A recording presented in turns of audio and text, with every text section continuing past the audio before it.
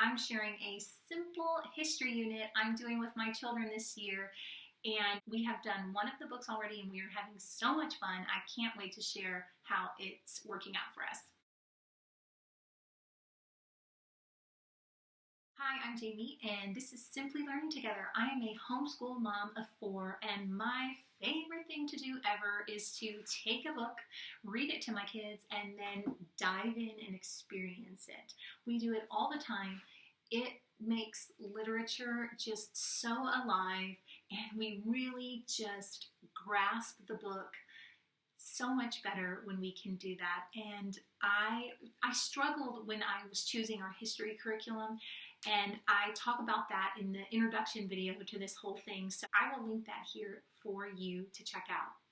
Today I want to show you the first book that we are doing in this unit, and it is called Where is Easter Island?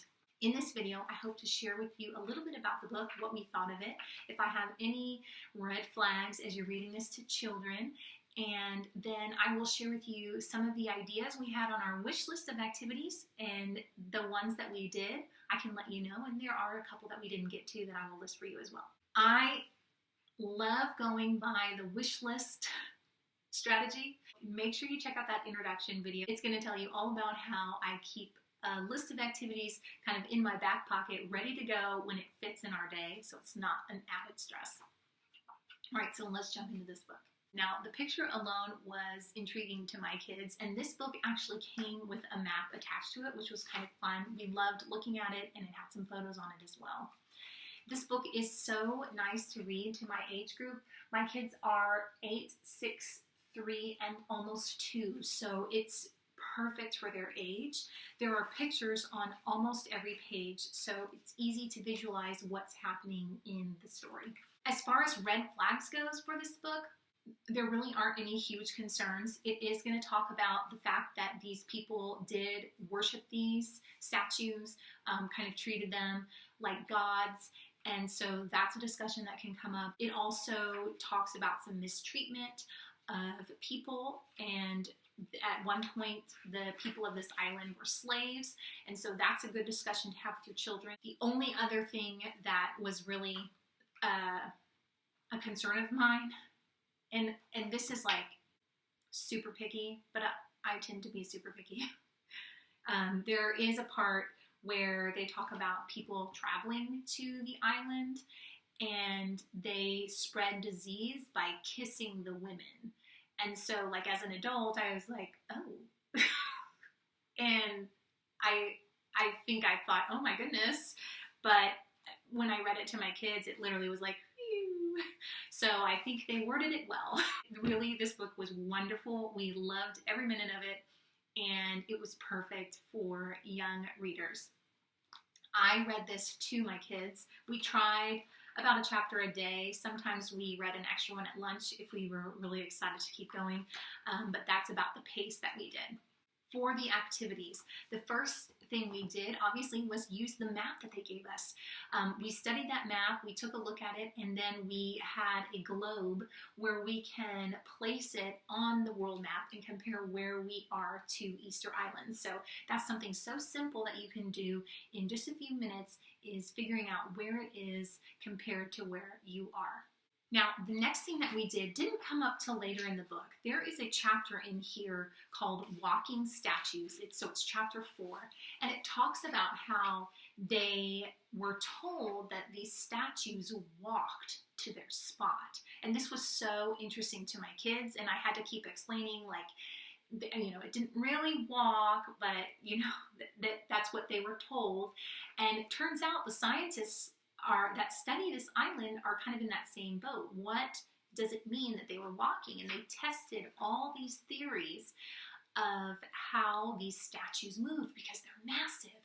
And there's a point in the chapter where it tells you to check out a video on YouTube. That video I highly recommend. It is very short, and it perfectly explains the theory that they have come up with, their most recent theory of moving the statue. And we watched it probably 4 or 5 times. And then we watched another one that talked about the different theory kind of provided a visual. So it was just so cool to see that. And you know, I have to tell a funny story because I fully believe in family learning. You know, people might say, well, my kids are a variety of ages. Well, so are mine. My oldest is 8, my youngest is 2. In this video, the theory is explained that there's a robe on the statue and people are pulling back and forth. I don't want to give too much because I want you to enjoy it. But in the video, the people are shouting, heave, ho, heave, ho. And they loved it. My kids loved it.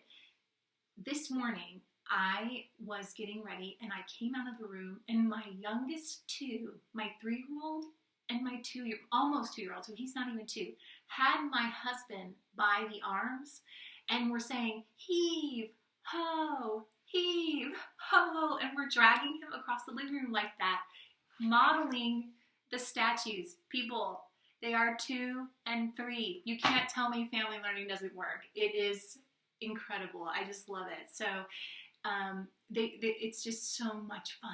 So definitely take a look at that video.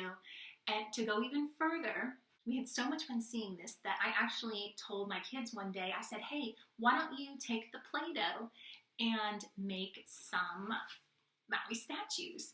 And so that was kind of my go-to simple activity to experience the book. And so a couple of my kids went to the table and they made these Maui statues. Well, next thing you know, they come to me and they say, hey mom, look, they found some little burlap string and tied it on the statue and were moving it just like the story.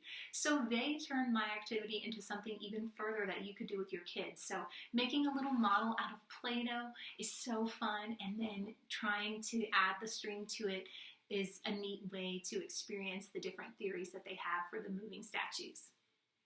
Now, I will share with you the other simple thing I found is the YouTube channel Art for Kids Hub. I'll link it here. They have a Maui statue drawing, and so that would be something super fun to do, to actually draw one out, you know, in any kind of spare time that you had. The last thing that we did is something I hope to do for every one of these books, and it's kind of like a way to record what we've learned. And so I'm keeping, this is the first year I've tried a portfolio of my kids' works. It's not required in my state, but I was really excited to kind of keep some of their work a little bit better than I usually have. And so what we did was I told my kids, I said, I want you to draw a picture of something that you liked from our story. And so we actually did watercolor because I love watercolor and it doesn't bother me to get it out. I know some people really don't prefer paint, so you could definitely just do a colored pencil picture. But I had each of my big girls make a picture of what they remember from the book.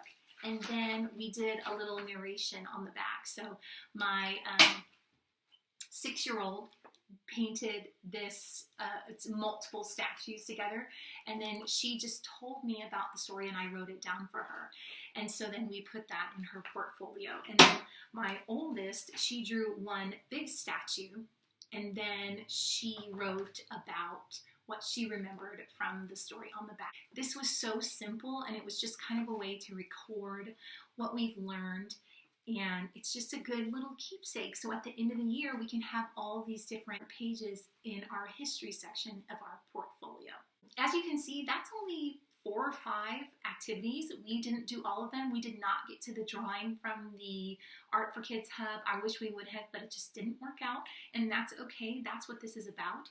Reading the book alone is absolutely wonderful, and having these lists of extra activities just in your back pocket, if they work, is a great thing, and if they don't, then it's something that you can keep for a rainy day. I would love to know if you try this out with your kiddos at home. You can share it with me on Instagram or comment here and let me know how it went. It's so fun when I hear about other families loving reading and experiencing reading books together. Be sure to come back. I will be updating this playlist with each book that we do and the different activities that we wish to do, and I'll let you know which ones work out for us and which ones don't.